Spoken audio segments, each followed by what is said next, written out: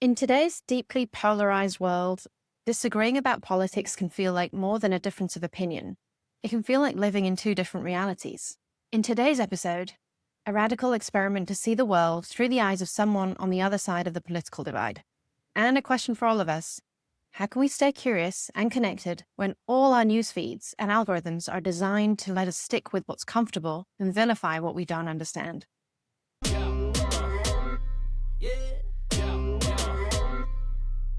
Most of us were given a cookie-cutter template for how to live, love, and succeed. But what if you don't fit that mold? What if you're ready to live a little differently, even if that makes you the odd one out? We're Nyla and Cole, two people questioning the systems, the stories, and the identities that shape us. From politics to pleasure, culture to connection, this is where taboo meets truth. If you've ever felt like a black sheep, cycle breaker, or someone who doesn't quite fit the cookie-cutter mold, then you're a deviant just like us. So this is a really fascinating subject, and one that I feel like I've been stumbling upon a few times in recent months and years. This idea that we can get on with people in our community, with friends, family members, dates. We can get on so many levels, and yet there can be one thing that feels so deeply polarizing in how we think about the world, or what we think is acceptable or normal.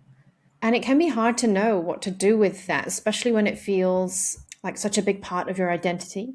So for me, these are things often connected to my human values, right? Like human rights, equal rights for everybody. But equally, I feel really challenged by friends who haven't had a lot of curiosity to interrogate stories we're being fed about wars in the world, particularly the wars that we are so complicit in, like the war between Israel and Palestine, and the number of casualties that under the age of 18 and even under the age of 5, for me, there's something really visceral that kicks off. And to have some friends explain it away as just geopolitics and what has to happen, I go back to something really deep inside, which is like, where is your humanity?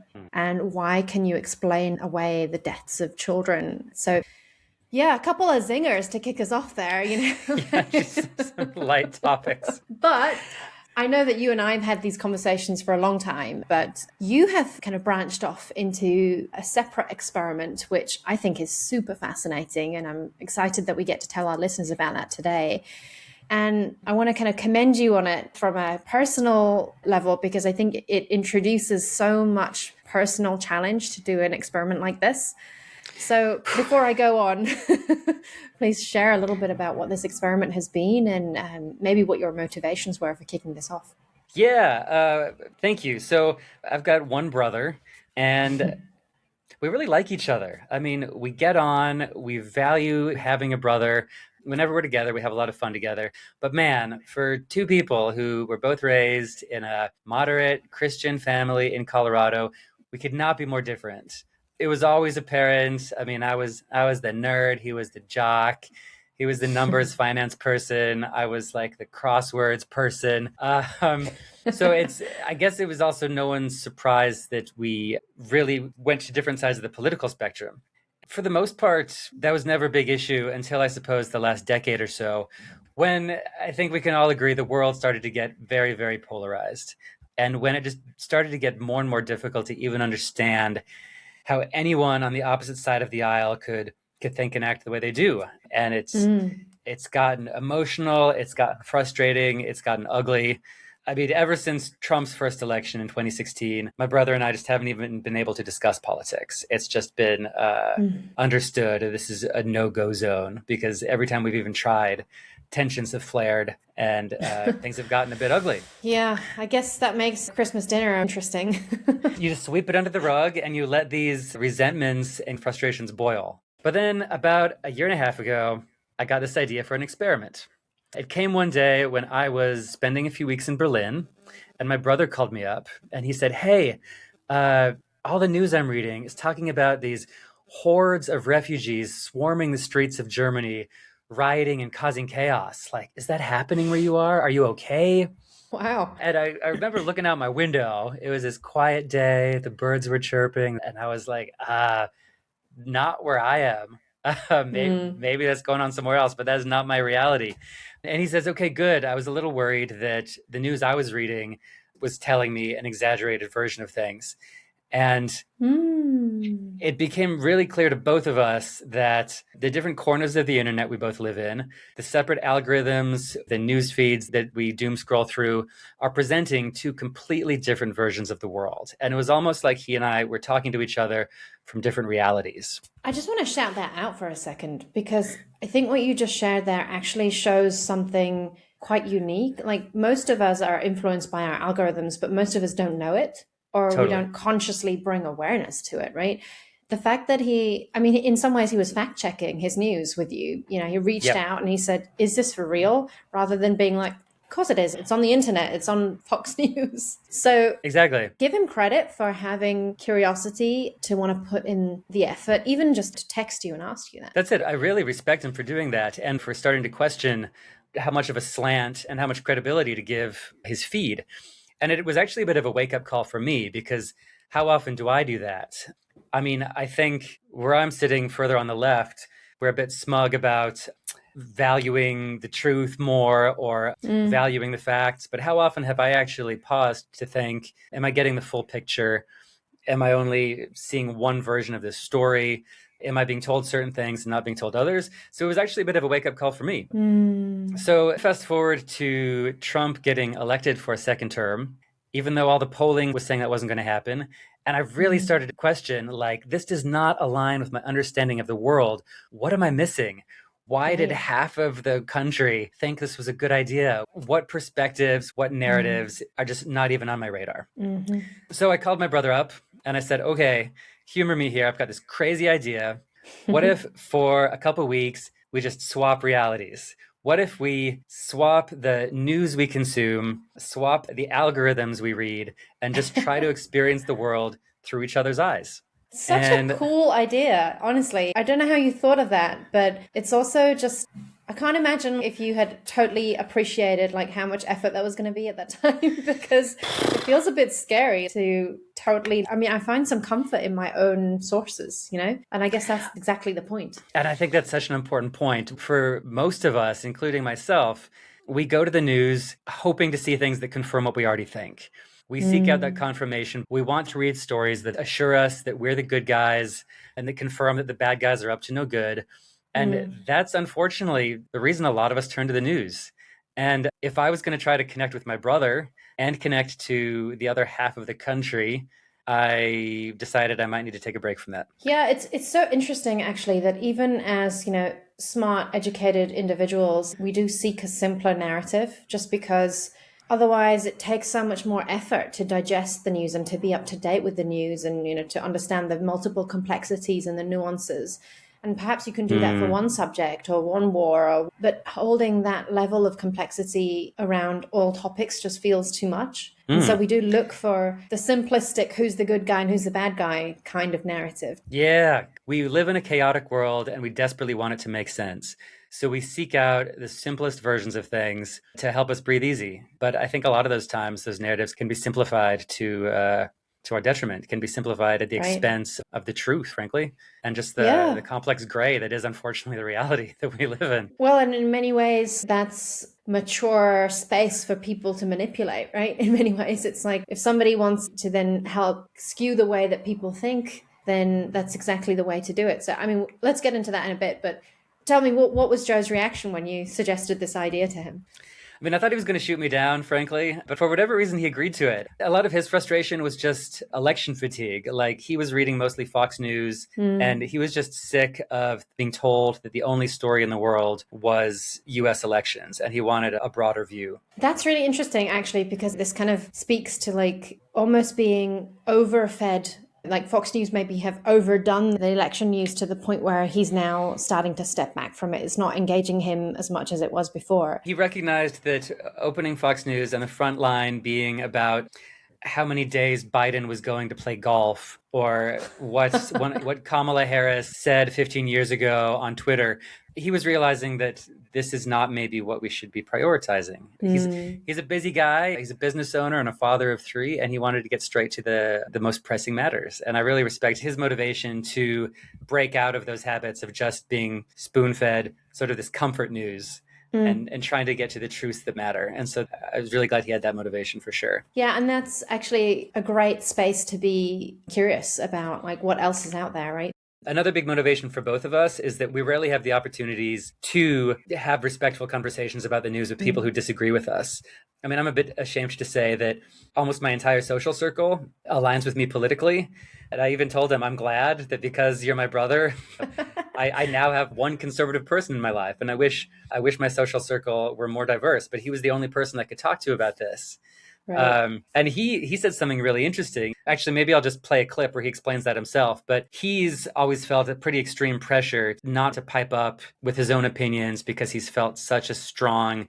He's just never felt like disagreeing with progressive politics is even welcome. I'll just let him explain that himself from a clip from one of our conversations. How often do you actually discuss the news? And how often do you interact with people with different political views? Well, I rarely have substantial conversations with people about political views, really at all. While I've always leaned relatively and maybe heavily right, I've always lived in blue cities my entire life. So whether it was Flagstaff, Austin, or Jackson, I've always lived in blue cities, and therefore have not really ever felt in the safest of places to throw out my views. And that's so interesting because here I'm thinking, oh, my brother's lived in Texas and Wyoming. He's in red states. He's surrounded by other right wingers, but It's that never was an felt that assumption I way. made. Yeah, Yep. because I didn't think about your I've actual always felt communities. like the minority, and yeah, I haven't been on the other side of that as far as my direct town. So And I wonder how many people actually feel that way. I mean, I totally understand that. I sometimes also feel like I'm surrounded by people with different views, but that's probably always true and always not true for a lot of Americans, depending on how you slice it. And I wonder how often we feel like we're around people who don't agree with us, and then we're sort of discouraged to speak up because people won't respect our beliefs. You know, maybe we're all convinced that we're the minority because we are always in some different ways too, and we don't actually ever feel safe talking about these things. no, it makes sense. So yeah, my brother amazingly agreed to do this, and what's even more cool, he agreed for us to record our conversations.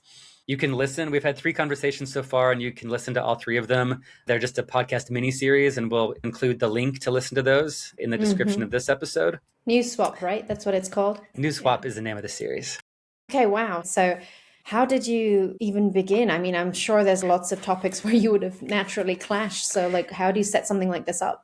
Yeah, so we had one conversation before making the swap, and we did it just to lay it all out there because we hadn't even talked politics in a decade, and really just do an exercise in, I guess, radical listening, I want to call it. Like we did this thing where we just took turns saying to each other, how the heck could anyone think X? Like I asked him, how the heck could anyone think that the election was stolen in 2020? And then he gave me an answer, and I just sat there and listened, and I didn't respond to it. Didn't you ask him, how the heck can someone think Trump is a good guy? Something like that. Absolutely, I did.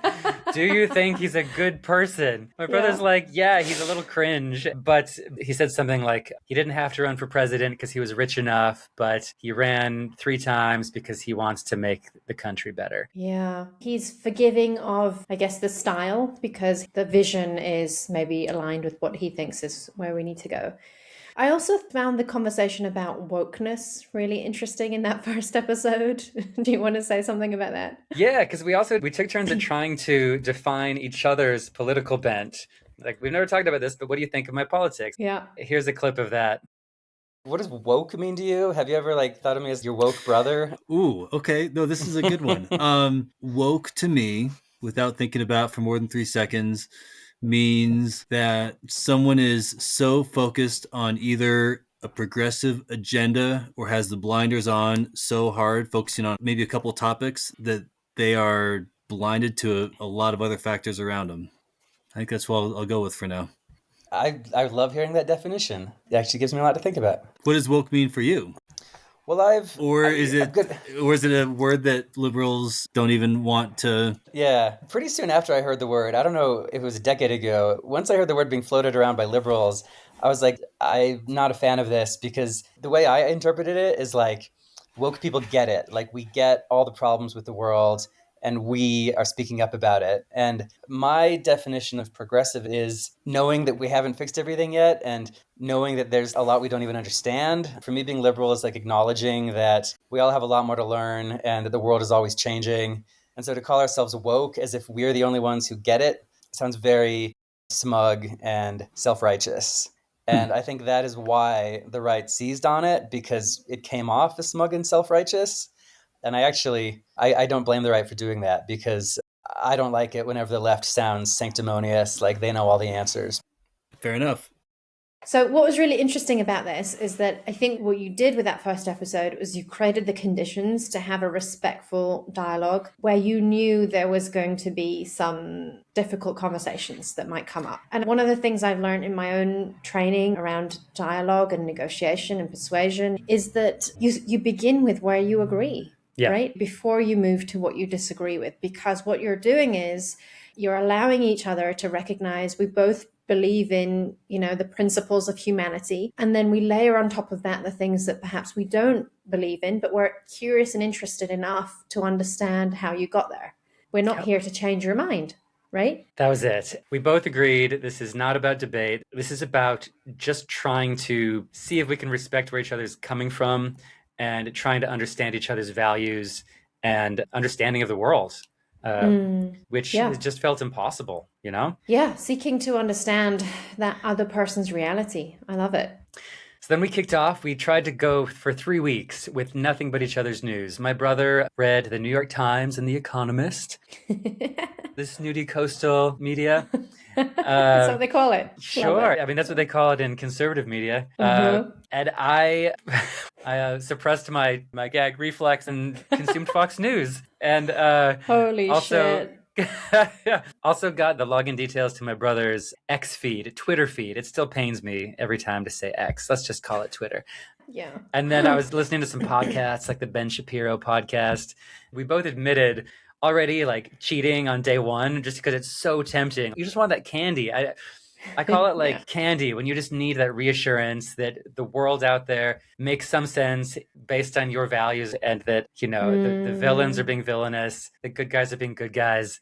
Because it was really, really confronting to have good and bad flipped on their head, turned upside down. Yeah, like withdrawal symptoms or something. No, I think we both experienced that. So, was the agreement that you weren't allowed to check in on your own news sources? And for how long did you have to? Yeah, we went raw dogging. We were not allowed to look at any other news. We lasted 3 weeks. Okay. And I've read so much about immigrants committing crimes. This must have been fascinating for you. I guess you're hearing perhaps all of the opposite stories about things like the economy and immigration and the health system. What was really standing out for you? Well, one thing that we both agreed on when we met up for our second conversation was not so much that our news sources lie to us, but just they focus on completely different things. I mean, Right. I was suddenly getting a very heavy diet of violent crime, immigration fraud. Yeah. And I would have never heard about any of these stories in my media, not because they're untrue, just because the left doesn't focus on them. And not because they're not happening, but because they're not part of any narratives that I turn to the news to have reinforced for me. Yeah, it's essentially like you're cherry picking the things that help boost your perspective or your narrative, right? And then you just repeat over and over as many stories about that as possible. And it's true, right? Repetition does reinforce in our brains. Oh, yeah. So, and of course, my brother was seeing a lot more about police brutality, right. about injustices towards minorities, immigrants, LGBT people. And it was just an exercise, I think, for both of us in realizing that, first of all, that for any of us who are trying to lead busy lives, it's impossible to be following every current event. But I think more to the point, that news we choose to read will give us the news in packaged narratives that we have no say in. Right. I don't choose what narratives I want to be fed by the New York Times. He didn't choose what narratives he wanted to get from Fox News. But when they're reinforced over and over again, we very much take them on ourselves, right? They just become part Yeah. of our reality. Exactly. It reminds me of Chimamanda Adichie's TED talk about how she talks about the power of a single story, I right? And love her. how she's amazing. And particularly the way that she talks about how when we are, especially in this algorithmic world, we perceive people and places through only one narrative. It kind of leads to these harmful stereotypes and misunderstandings. And we lose like the whole picture. And I guess this is what our algorithms are doing to us, right? Like they're feeding outrage and sensationalism, and let's say it loud, and make it visceral. Yeah. And then that means that the villains in those narratives just continue to be vilified. And I think the worst part, I think both my brother and I realized this, that the villains also just become the other side of the political aisle. Right. I mean, when there's so many stories about what the left is doing and what the right is doing, then half the country becomes vilified in the news sources that you're reading. I mean, for me, it was, Oh my gosh. I mean, don't get me started on how Fox News actively tries to make its readers loathe the left. Well, can we play that clip from Michelle Obama? That was Yeah. that was a moment. Let's play it and then I'll tell you what I think. So I asked my brother about one particular story I read in Fox News. And this was the month before Trump was sworn into office for the second term. So just one last thing on Fox News headlines. Okay. I was going to share this one that really tickled me, and maybe you have a response to it. It was top story of the day.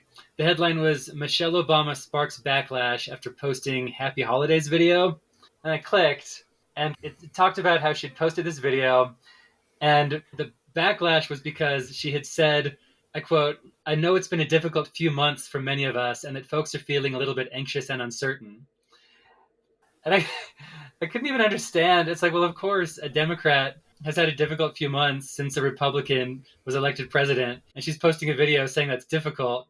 But the Fox News headline is she sparks backlash for her video. And I don't even see what the problem is with that video. Am I missing something? Well, I would imagine, and this is just without seeing that article because I was in the other world at that point, right?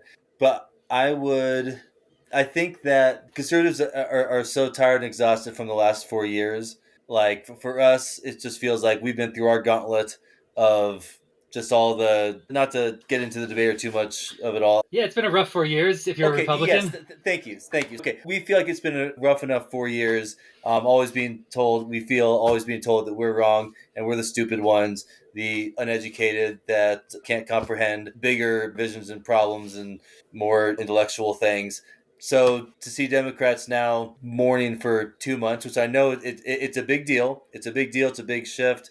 A lot happened, but I think that's probably the contrast of it is we've had our time. We got through it. You can handle it too. But Yeah. but again, this is me not seeing the article. That's a good point. I think we can also admit it's probably an amount of Schadenfreude. I bet some readers were sort of laughing at her like, oh, Michelle, you don't even know. We love to have an enemy like AOC or Marjorie Taylor Greene. Yeah. And if Marjorie Taylor Greene has a bad day, Everyone knows I bet a lot about of people are going to be like celebrating it over in the liberal media. Yes. Like, saying deal with it, Marjorie, which is not very civil or very kind. But it's all over the place on both sides. I mean, I don't think we're surprised to see that anymore. I mean, I'm sorry, Joe, but it seems a bit childish to me to be like, look, guys, we did our time and now it's your turn. Seriously, is that like how playground politics has become? That we are just, it's just tit for tat. It doesn't seem very adult. Oh, it's so absurd to me. I think what I did hear from Joe trying to justify this news story is when we have become so polarized and when every narrative, there's a good guy and a bad guy, you feel like if you didn't vote for the guy in office for that whole term, you're made to feel like the bad guy. You might have a sense of retribution or a chance to even the scales. And then suddenly politics isn't even about issues anymore. It's just about these emotional scores to settle. And he said multiple times in our discussions that he just felt shamed for being on the wrong side of politics. And I think that's something worth listening to. Yeah, there's definitely something to that, right? I mean, as a British person looking at American politics, I've always been quite shocked about how much of the narrative just becomes at making personal digs at each other. Totally. No. And in many ways, in the UK, at least you can look up the manifesto and what parties stand for and what policies they're pushing. I feel like so Mm. much of American politics, at least for an outsider looking in, is very much hinging on that person being an amazing orator, an amazing kind of leader figure in a very traditional sense, right? Whatever we think a leader looks like. And it's all about their reputation, like how much dirt can be flung at this person, and like damage control and reputation politics. And so much of it is about PR. Look at Donald Trump and all of the things that he's accused of, and yet there is enough good PR out there that people are willing to overlook quite serious accusations and I mean convictions. I think that's such an interesting take from across the pond. Of course, the U.S. is often called the most individualistic country on the planet. And also just the So design yeah, of our makes politics is sense. about, yeah, and we don't have a parliamentary system, so we vote on individuals rather than parties. And then it just becomes personal and it becomes about a cult of personality. But it's also interesting how, like, in America, people believe in being, I know it's a two-party system right now, which is, in many ways Its we're own stuck in kettle of this, fish. right. And we're kind of stuck in similar vibes, although that's maybe shifting now. But this idea that if you've always voted Republican or you've always voted Democrat, it's almost like a religious identity that people hold. It's part of their identity of like what state they're from. And I do think it's a really interesting observation. I don't think it was like that to the degree that it is until the last 10, 12 years, maybe in the last decade or two. I go to other countries, I'm talking to you from Australia right now, and they really pride themselves on being able to have political discussions at the family dinner where people are on opposite sides of the spectrum and you just sort of shrug it off because the gap is quite minimal for one thing, and the opposing sides have not been turned into mortal enemies by the discourse, but you're allowed to disagree without it being a stain on a person's character. Mm-hmm.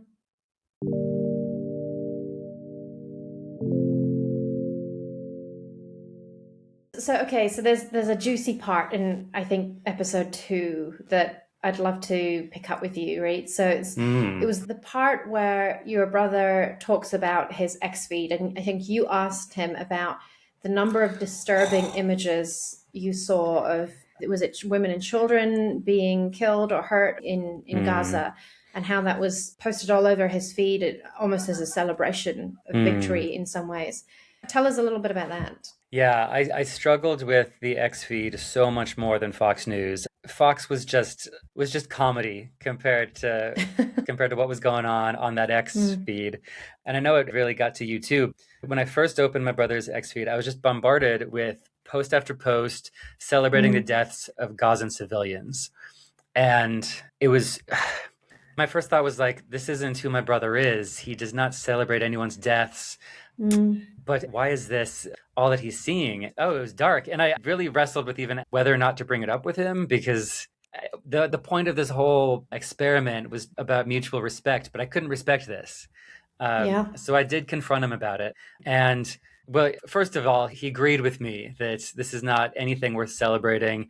And he also said he didn't even want to see these types of posts. He does have, let's just say, different opinions about the Israeli-Gazan conflict than I do, but he doesn't want to see these posts celebrating civilian deaths. And it prompted a really interesting conversation about algorithms and how algorithms are probably even more to blame than traditional news outlets for this polarization we're seeing. And I'll just let him explain how he thinks this happened. What drove me to Twitter was I was shocked that there was such an important, we'll just call it, that's not picking sides. I'm just saying this is an important event in the world. There's big things happening. And I was shocked that I couldn't find any major news feed that was talking about updates. And this is right when the war was in the heat of it. Are they working their way west or south? There was action, happening. And Fox wasn't reporting updates. I don't know if I was really going to CNN, but I was going to Be Independent, which I thought was kind of maybe a more independent news source. I was going to the BBC trying to find some news, and I was just shocked how little news there was for this massive war that has the whole world's attention. So that was one of the things that really kind of drove me to, all right, what's going on out there? So I don't know if it was before or after my Denver Broncos search on Twitter, but actually I think I started with the Ukraine war, but then searching up the Israeli war. And for me, I went to Israeli, like I looked up the IDF, like, okay, does the IDF have a page? Are they going to report events or what they're doing and so forth? So, I didn't go looking for a pro-Palestinian group as far as a Twitter feed. I went to the IDF. I went to, I guess, other things that might have come up in that search. And then from there, I really haven't searched much more, but I have liked posts about either don't forget the hostages or, yeah, it's a lot of repercussions of the war, but Hamas started it. Like, without debating the whole thing, I'm just trying to let you know, like, those would be the things that I maybe liked. But I honestly think that's about as far as my searches and likes have gone. And if there's other rougher things that popped up from that, I think that's maybe I'll just call it the reality of what else could come in from those searches. But I'm not going out looking or liking like Gazan casualties or anything like that. So, what I think is interesting here is that he clearly came to this with some curiosity, right? He's like, okay, I don't know enough about what's going on with such a huge global conflict. My government, the US government, is sending a lot of aid and weapons and whatnot support to the Israeli government. Other global governments are also involved in this. It's a major issue, right? So he recognizes it's a huge thing. Yeah. And then he makes a choice to go to the Israeli Defense Force to get his information, right? So this is where I have a challenge, is that he shows one-sided curiosity.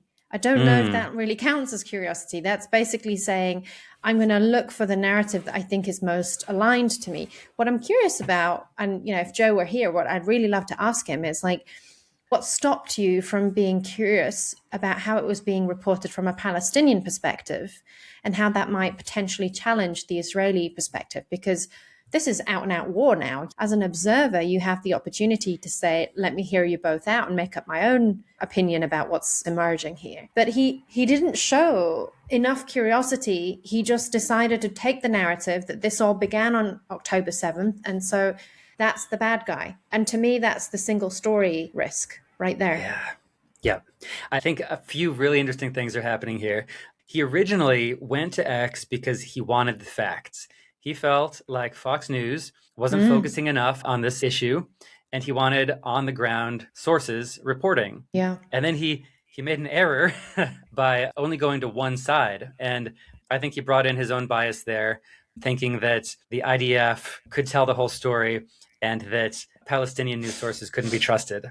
And then from that initial bias, his algorithm took it and ran with it. Right. It started feeding him more anti-Palestinian things, more Islamophobic things, until it spun out of control and was giving him things he had never asked for, really ugly things that were just more op-ed than any semblance of the news. And I mean, you and I can sit here condemning my brother's choice, but if we take a step back, like, are there times that you and I might have done something similar, like wanting the full story and then going to one source and thinking we're getting the whole picture?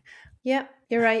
You're right. I mean, probably I'm doing not the opposite, but like in some ways, my own behavior is not miles away from his. I can criticize him for only seeking out one side of the story, but I'm equally not like immersing myself in a lot of Israeli news about this conflict. I'm choosing to stick to sources that I know and trust. But I think I have a bit more awareness that I'm doing that.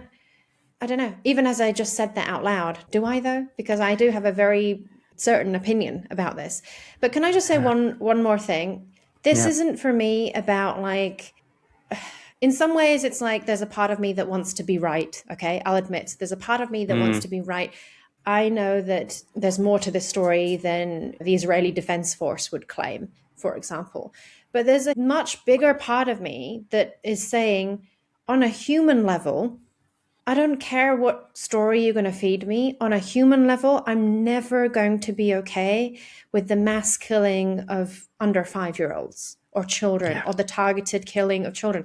And there's enough evidence and there's enough sources that suggest that that's even a risk, let alone a certainty. And so for me, what hurts for me the most is when people's empathy disappears in those moments. And I think As a person of color, I would also add that if these were, this is going to be a challenging perspective, but I would add that if these were white kids in America being gunned down, or if there were white kids in the UK or anywhere in Western Europe, we would have a much different collective universal reaction to this, I think, than we're having right now. You know, we wouldn't probably be selling the amount of arms that we are to Israel to create a behemoth to take on a group that isn't even considered a state, right? So like the point I really want to make is that sometimes it's not about being right. It's about recognizing which human rights need to come first ahead of having the most articulate argument.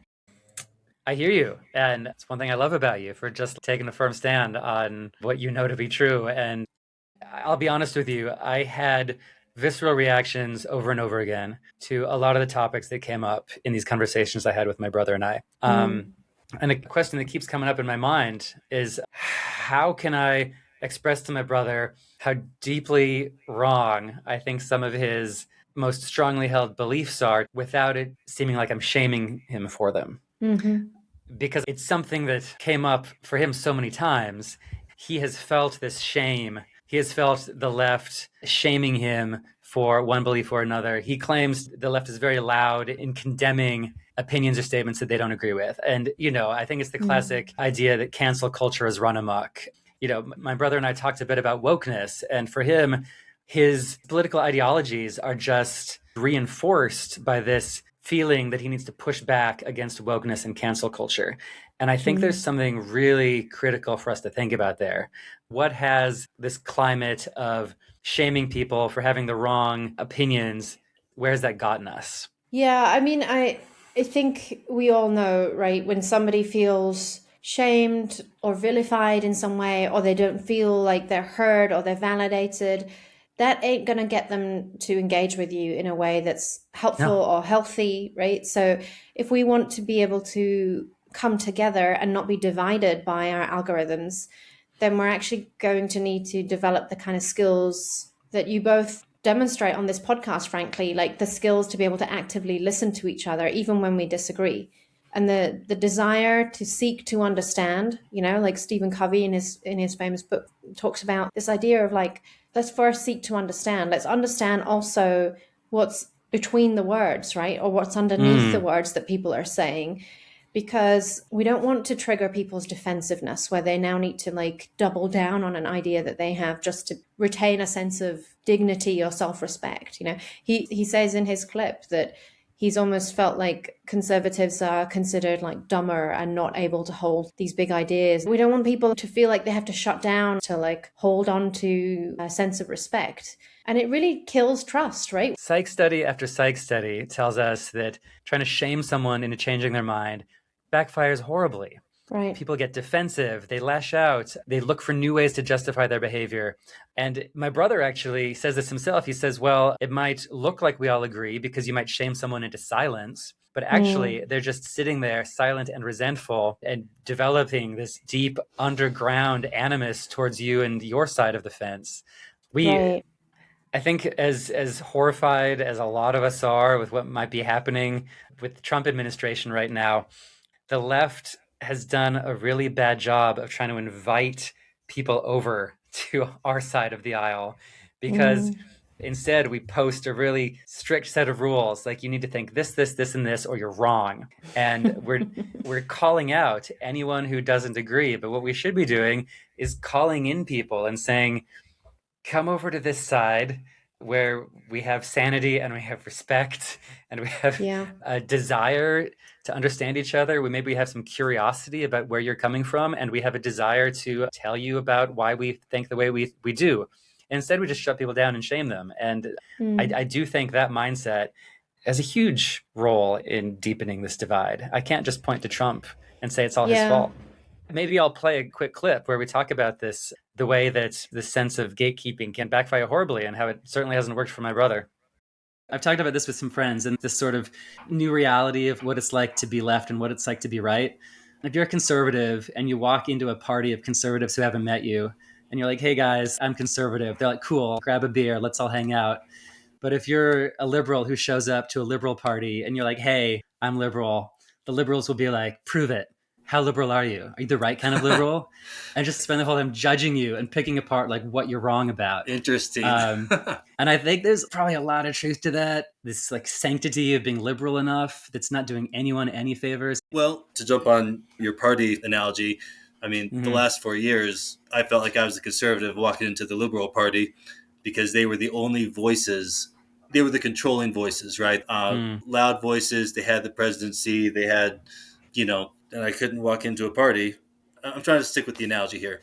You didn't feel welcome at all. I didn't feel welcome. I couldn't raise my hand and introduce myself because of the judgmental of, you're absolutely wrong. You've always been wrong, and this and that. And it's like, all right, I'm just not even going to talk, and we're just going to wait. And I think that's how the presidential election felt for a lot of people, right? Because I do feel like the left is loud and vocal. So when there's a voter swing to the right side and it's happening very quietly, and the polls are surprised that the numbers are so right because it's just a quiet movement, I think that actually kind of is maybe an example of the conservatives don't want to speak up and raise their hand they're conservative because they're tired of listening to what the left is going to say about them.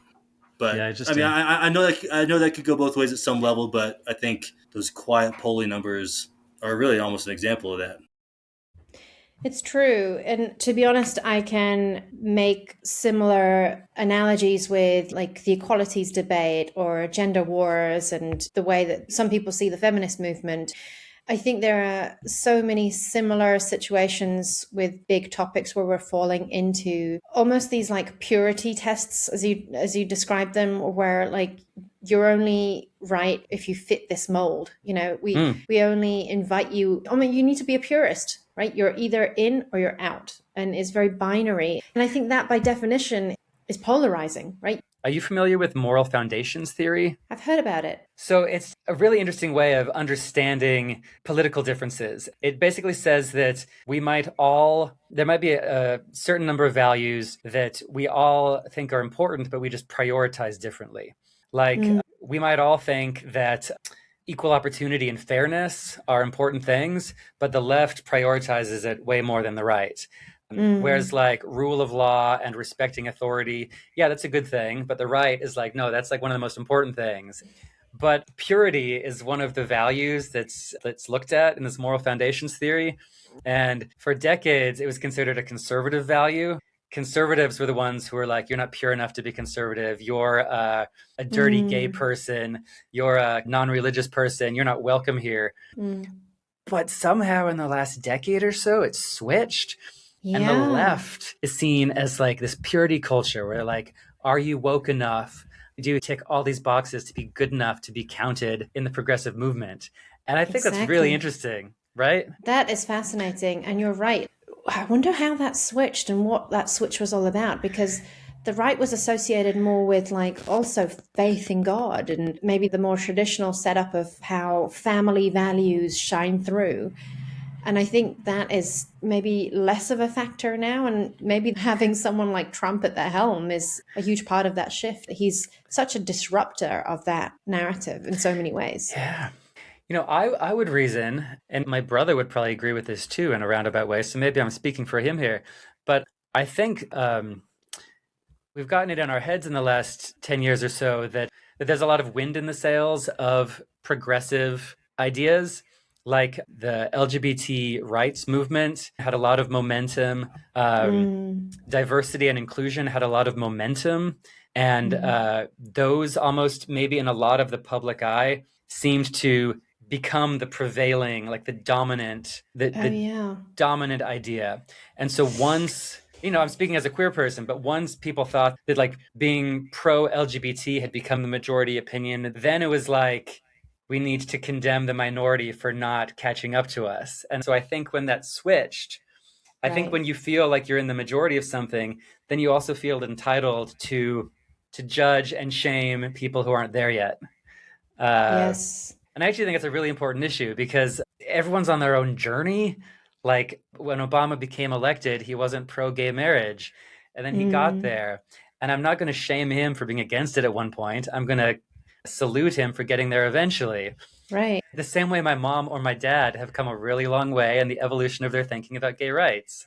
But they got there. And it goes back to what I was saying about not calling Mm, people out for being where they're mm, at, but calling people in to say, hey, like it's more fun over here once you realize that like gay people aren't terrifying, but like mm. get on board with us rather Yeah. than shame on you. And I think that's the big switch that happened. Yeah, I love that. Thank you, Cole. That's also helping me process this because what I hear from you, there's something about pace in there, right? Like the pace at which we all want to go. Like some of us Yeah. just want to race ahead and go faster because we already know it, you know? Yep. And Yep. others aren't quite there yet. And then within that, it's like instead of feeling defeated by the fact that others aren't quite there yet, it's about regulation. So, like, which are the spaces where I can feel accepted and regulated for these views and beliefs, and maybe being a little bit ahead of the curve in like being already aware of these things, whilst also continuing to engage in those spaces so that I can help people see my perspective and invite critique from them as well. It's not about like I'm always right and so I'm just waiting for them to catch up to me, but it's about Yep. like having spaces where I feel accepted so that I don't get to the point of like outrage and I don't feel like I absolutely lose it because somebody disagrees with me now. Yep. But I can recognize that I might need to just draw upon a little bit more listening skill here and a bit more curiosity to understand why somebody holds a view that I completely disagree with. And I have to admit, I do find it hard. I'm not going to We all lie. I do. find it so hard because like part of me inside is screaming, being like, how could you? It's like that, it's like that experiment you had with your brother in the first episode of like, how the How the heck could heck could someone anyone think believe? this? Right. Yeah. I'm going to practice that actually. Every time I feel activated when someone disagrees with me, I'm going to practice just like ask better questions. I think that would help me.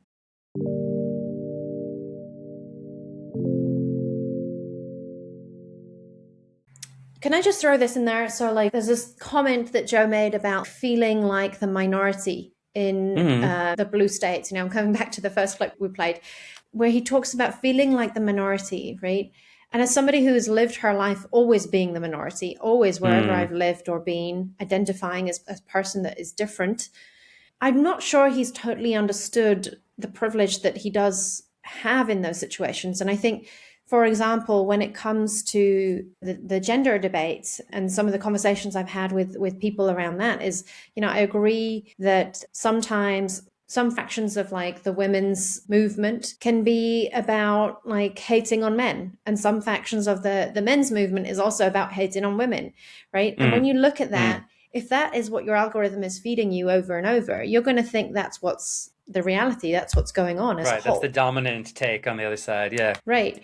And then at the same time, if you are, you know, if you're a woman and you're seeing all of the stats about the violence against women, the London Metropolitan Police describe the violence against women as an epidemic, right? Like these Mm. stats tell a story.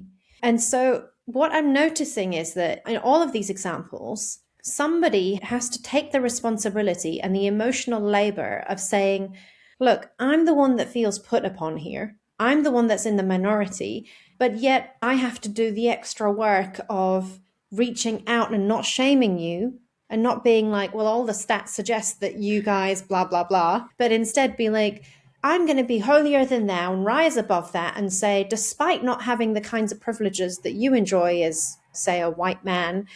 And by the way, I define privilege as the absence of disadvantage, not as Mm. how much money you earn or how wealthy you are. Like you can be a privileged white man even if you grew up in a very working class environment, even if you don't earn a lot of money today. I think a lot of people confuse this word. It's the absence of disadvantage, right? So a Mm. white man in America versus a black man in America, right? The kinds of things you need Not to any think about. disadvantage at all, but the absence of disadvantage that comes by being a racial minority, for example. For example, yeah, Yep. exactly. And so like I think there's a missing piece here of like who's going to take the initiative to Mm. bring both sides together in a way that they both feel seen and respected and somewhat validated so that they can have meaningful conversations.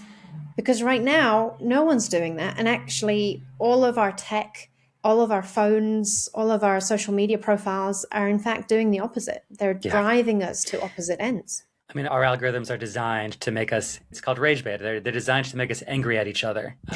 And our news sources are designed to make us angry at each other.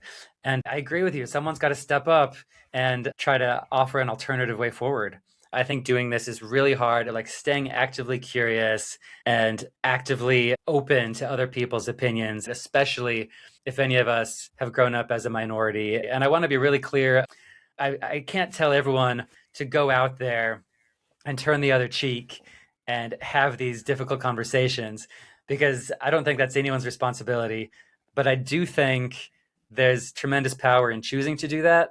Mm-hmm.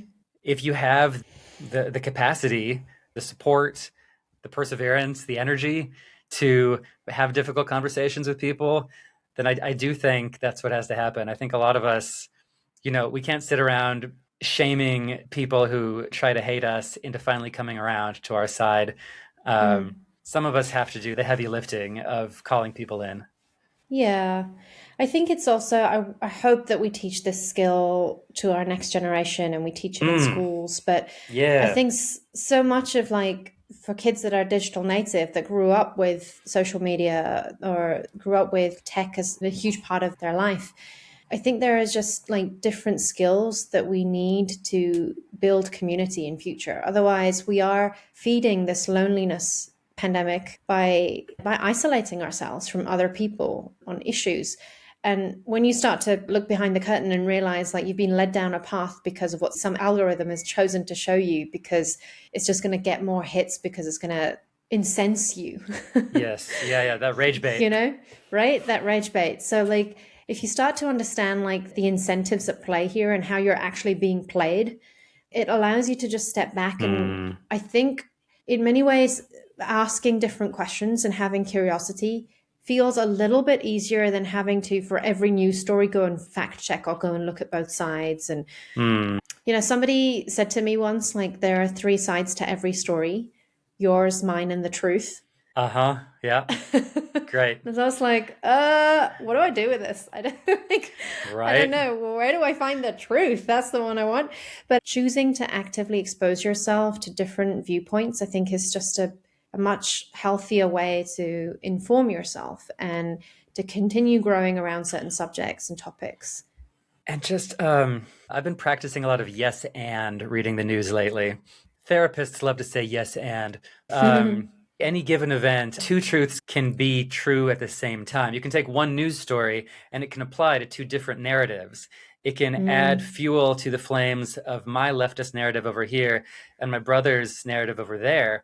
I mean, you take any issue, whether it's ice raids or forest fires, depending on the angle you take or who you sympathize with most in the dynamic, it's all true. Yeah, gosh, it's reminding me of, was it last year, the LA wildfires? Where exactly, that came up in News Swap, yeah. Right, like somewhere it was reported that it was like exacerbated by climate change. Yeah, or it's the local government mismanagement. Yeah. So, okay, let's have a think about the left. You and I both, I think it's no surprise to anybody, we both identify as being more left of center in terms of our political beliefs. Where have we on the left not been very curious? I think that's, a really important question. Okay, I have an answer. Do you remember this photo that came out like 8 or 9 years ago? It's on the New York subway, and there's a drag queen seated next to a woman in the niqab, the veil. Do you remember? Yes. And it went viral because it had this caption, "This is the future the left wants." Which everyone on the left thought was hilarious because we were all like, yeah. I think, you and I are two lefties, and we actually celebrate this photo because we see two people who probably have nothing alike, but they're both just like riding the subway, not bothering each other, going about their lives. That's the future we want. Now, I think if you added a third person there and they were a conservative Christian, you might get some lefties who bristle at that. Really? The same principle applies, right? Of like, there's room for everybody here. Yeah, but I don't think we practice it in the way we talk about diversity in this country. I think we celebrate diversity if you're a member of a minority, but a lot of us don't hesitate to crap on you if you're part of a majority. And I think a lot of that is because we're trying to educate about privilege. But One thing that came through over and over and over again talking to my brother, and I can play a clip here where he talks about this, is that as a white, straight Christian male, he doesn't see any room for him. I think a lot of people who don't feel part of like Trump's America are very scared right now. I have a lot of friends who are people of color. When Trump says us and them, they feel like the them. Trans friends who feel like the them, and they don't think they have a part in Trump's America, and that's very scary for them. And I wish there was more empathy for that. Well, okay. And I mean, the whole us and them thing can be very quickly turned around to Democrats and Republicans. I mean, I felt like the minority for 2 of the last 3 presidents and didn't feel like my values were safe or that I could speak up in certain places because of my beliefs. So I know I'm white. I know it's different. I'd like to think that this is a spectrum, not a black or white, yay or nay type of feeling. But I mean, yeah. I think a lot of people are going to resonate with that, actually, because, I mean, as you know, I'm interested in topics of equality. And I've had a lot of conversations recently, some of which we've talked on the podcast about, the straight white male experience and how some of the scripts there behind, like how men show up in relationships or in dating environments compared to women. And I think there's this huge feeling of like being invalidated among a lot of men, where it feels like, yeah, I get that there's this big thing and we have more privilege and we're in the majority and blah, blah, blah, blah. But like, if you're going to speak to me in this way, or you're going to represent me as like this big monster, then I am like, peace out. Like, I am not engaging in this conversation. And I totally get that. And yet, on the other hand, I think what's happening with a lot of women in these conversations, and maybe I can also shed light on where I'm at with this, is there's this like feeling of, but are you recognizing what's at stake here for someone other than yourself, right? Like you're not in the firing line in the same way. So there's almost like both sides are desperate to feel validated of their pain, and both sides don't feel it. So it's not that all women are blaming all men or all men are blaming all women. I think you're led into those kinds of corners, I think, when you feel like the other person can't appreciate the complexities of how you do not feel seen in this situation. And that for me comes back to this feeling of privilege, right? Because I think if you're unable to understand what it feels like for somebody who doesn't live the life that you live, who doesn't have the basic safety when they kick off their day the way that you do, who has to think of like 10 other things on top of the things that you struggle with on an average day, then you can't empathize with that person. You can say you empathize with them, but you can't genuinely, because you haven't grasped the complexity of the situation. And so therefore, perhaps their outrage or their anger might look a little bit disproportionate to you as a result. And therefore you then feel vilified and cornered. And so I think it's this like vicious circle almost that we get stuck in. Totally. And this is where it gets so tricky. I think all I'm saying, and trying to distill a lot of the sentiment I got from my brother in the conversations we have, all I'm saying is that when we're trying to have these conversations about privilege and trying to get people to empathize a little more with what minorities have to put up with, sometimes we skip the step of saying, your experience is also valid. Like your day-to-day struggles, your emotions, your lived reality is valid. And like, I see you are a person who also matters. Now, can you understand how I feel like my life and my struggles don't matter? And for so many reasons, I struggle even more, Yeah. And it's just that skipping the step of acknowledging another person's completely valid lived experience that does deepen this resentment and doesn't lay the bridge to have these more complicated conversations. Does that make sense? Yeah, I think so. And actually, I recognize how I was there a few years ago, and in many ways, it's why I became a coach, because I recognized that I was at the edges of my own skill set and I needed to kind of grow in some of those spaces to be able to hold space for the experience, the lived experience of somebody who I totally disagreed with, and I felt too activated by my own response to be able to really hear them. And I think that's what we're talking about here is like, can you really hear somebody without holding in your mind the things you want to say in response. Yeah. You know, like listening to not respond, but listening to understand. It's just like a whole different skill altogether. I think it is a skill that needs to be developed. I love the idea of teaching it more in schools, having people practice it more. I really encourage everyone to look for doable small ways that they can practice that more. You know, it's hard. Like this experiment I did with my brother was hard. And each step along the way, we were both worried that it was going to backfire and actually just drive us further apart, you know? Yeah, I mean, you hear both of you, but I definitely like heard Joe getting very worked up in some parts, you know, like you could see this is like taxing as a conversation. Yeah, we get into some pretty intense debates about misinformation, truth, our responsibility to the truth. So where are you both now? What has it done to your relationship? How do you feel about your politics? Do you understand each other better? Yeah, you know, I'd love to say that I've shown him the light and he's suddenly seen the world through different eyes and he understands all of my horror about the Trump administration. I don't think I've really changed his mind about anything, but That wasn't the point, I guess. that wasn't the point. We're talking, though, for the first time ever. We're actually having conversations for the first time ever because politics was never on the table.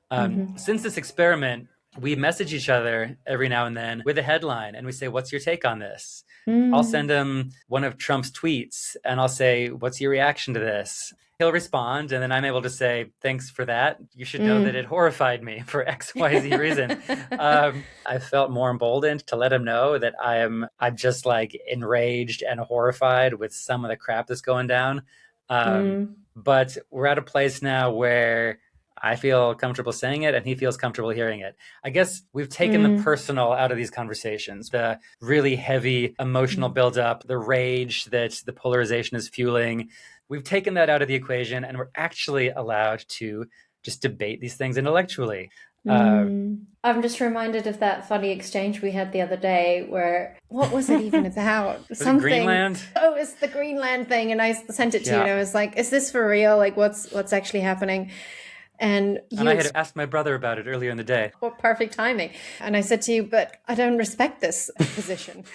What do I do about that? And your response was, respect the right to have an opinion? Yes. Yes, that is where I had to land. Yeah, I mean, it's a two-way street that we've established where we're both comfortable with sending each other questions and news articles and listening to each other. And as far as a brother-to-brother level, I think we're just closer than we ever have been.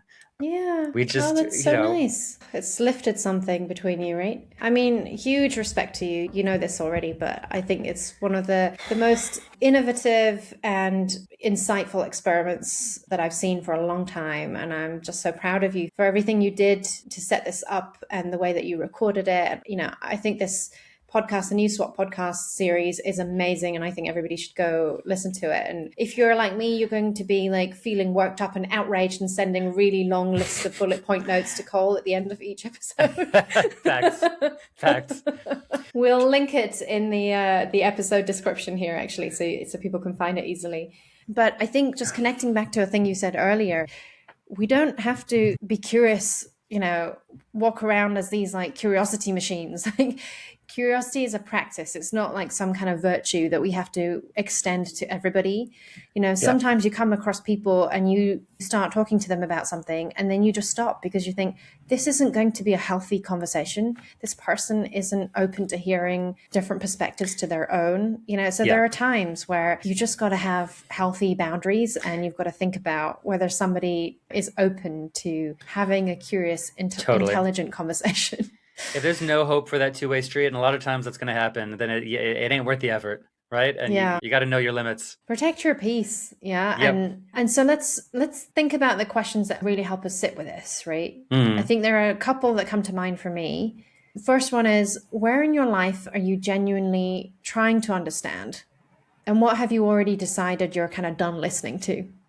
You know, that kind of reflection, I think, is really powerful because it brings awareness to where you might intentionally be turning your curiosity off. Right. Yeah. Where have you burnt your bridge and just aren't open to hearing any other stories? Yeah. And having outside perspectives on a belief you hold tightly is never a bad thing. You don't have to change your mind. You can just be informed by what other people think about it. Yeah, because I don't know if we said enough, but it's also important to know your non-negotiables. Like, I think it's really important to know what you deeply value. I certainly have my non-negotiables. Nyla, you do. But think about all the issues and ideas and topics in the world where you can acknowledge you don't know the full picture, where you might be able to see someone else's perspective. Yeah, exactly. It's that single story danger again, right? So where can you remind yourself in life about that danger of a single story and bring in just 10% more curiosity to a topic? You and I say in the sign off every single episode, be a little more curious. And you and I think that's the secret to unlocking serendipity of life, unlocking surprises, learning new things, discovering new things, just that openness. And even, I think we might pride ourselves in open-mindedness on the left side of the political aisle, but where have we unintentionally closed it off? And where is that doing us a disservice and maybe a chance to also have difficult conversations and, call other people in to our side of things? Where have we closed the door on that? Yeah. All the stuff we've talked about can be so tricky to discuss. I mean, this entire time I was very, very aware of my privileges as a white male. And I know that at a time when it just feels like a lot of people's civil liberties are being stripped away, it can feel almost perverse when someone is speaking up for the respect and dignity of people who carry a lot of privilege in this world and support what the Trump administration and a lot of far-right movement is doing. But I actually think that's where the way forward is. I also support all the activists on the street condemning all the heinous things that are going on that we've been witnessing day to day. But I also think that it takes the diplomats who have the energy to sit down and have difficult conversations. Yeah. It takes a village to get on the other side of this. It takes all sorts. And I'm going to continue practicing this art and this skill of curiosity with my brother and trying to extend it to other relationships in my life. Yeah, thank you. It really is true that multiple things can be true at the same time, right? And I think that's it. It's exactly what you point out. And I often think about the privileges I have as well, and where I can be more curious and where I can extend more growth and learning to. And I think a lot of it comes from being open to having these difficult conversations. And this is why we're here, talking about politics in these situations does still feel really taboo. It feels really difficult. It feels really divisive. It's one of the most deviant things you can do is try to talk politics with someone who disagrees with you these days. Right. But I've been really inspired by listening to News Swap. I felt really worked up listening to it as well. And I've always needed a long walk after it. But I get it. Yes, I bet. But I'm really glad that you did this experiment. And I learned a lot from seeing what you modeled in those conversations. And I hope other listeners will see that too, because I think that takes a lot of humility and courage and also care to do it that way. So thank you for demonstrating that in your podcast and for giving us all something to think about.